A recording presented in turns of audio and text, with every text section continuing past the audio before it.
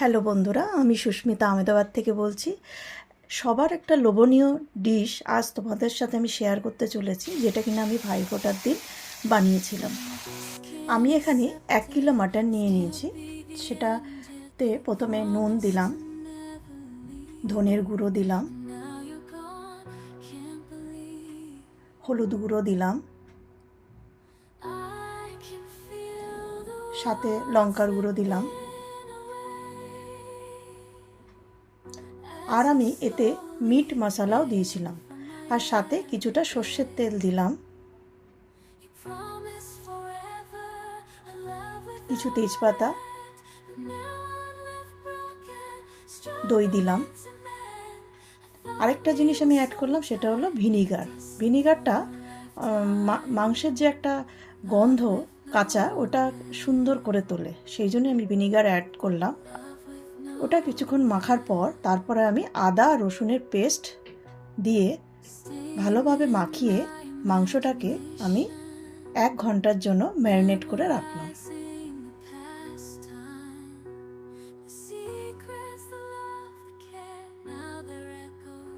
তারপর কড়াই গরম করে সর্ষের তেল দিলাম। তোমরা তোমাদের মতন যতটা ইউজ করবে ততটাই দেবে।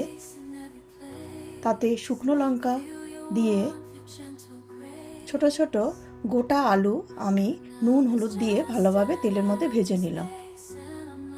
একটু লাল করেই ভাজবো ঢেকে ঢেকে, যাতে 50% কুক হয়ে যায়। ভাজা হয়ে যাওয়ার পর আমি একটা পাত্রে ওটা তুলে নিলাম।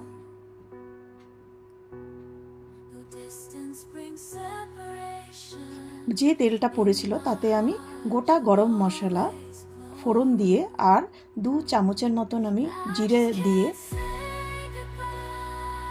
স্লাইস করে কেটে রাখা পেঁয়াজগুলো দিয়ে ভালো করে ভাজতে লাগলাম। বেশ ভালো করে ভাজতে হবে, যাতে বেশ সুন্দর একটা রং আসে।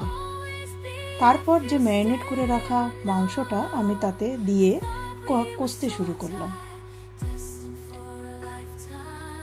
ভালো করে কষতে হবে এবং ঢেকে ঢেকে আমি লো টু মিডিয়াম ফ্লেমে মাংসটা আস্তে আস্তে আমি কষতে থাকলাম।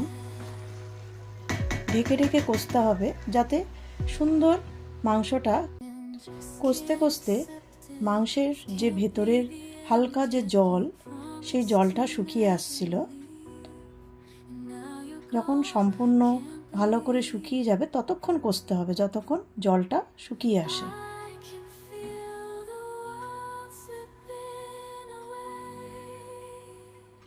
দেখতে পাচ্ছ মাংসটা অনেকটা শুকনো হয়ে গেছে এবং মশলার সুন্দর রঙও ফিরে আসছে।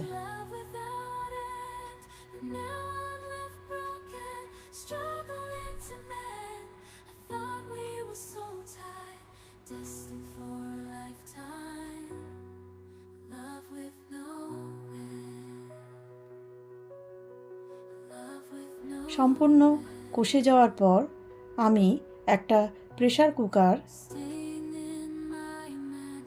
তাতে 200 ml মতন জল দিয়ে আমি গরম করতে দিলাম।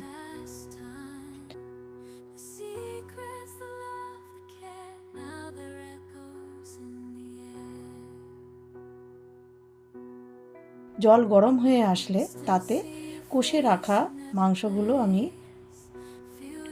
মিশিয়ে দিলাম।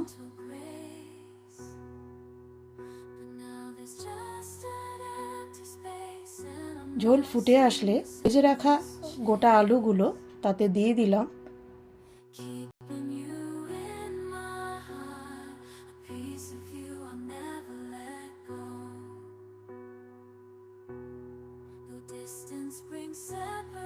কুকারের ঢাকনাটা দিয়ে ঢেকে আমি 2টো হুইসেল দিলাম। দেখতেই পাচ্ছ কি সুন্দর একটা সুন্দর মাটন কারির যে টেক্সচারটা এসছে, দেখেই বুঝতে পারছো কত টেস্ট হয়েছে এটা। একবার ট্রাই করো আর আমাকে কমেন্টস করে জানিও কেমন লাগলো। ভালো লাগলে একটা লাইক ও শেয়ার করে দিও তোমাদের বন্ধুদের সাথে। Okay, bye bye, see you soon with another recipe. ততদিন তোমরা সুস্থ থেকো, ভালো থেকো। Thank you for watching. Love with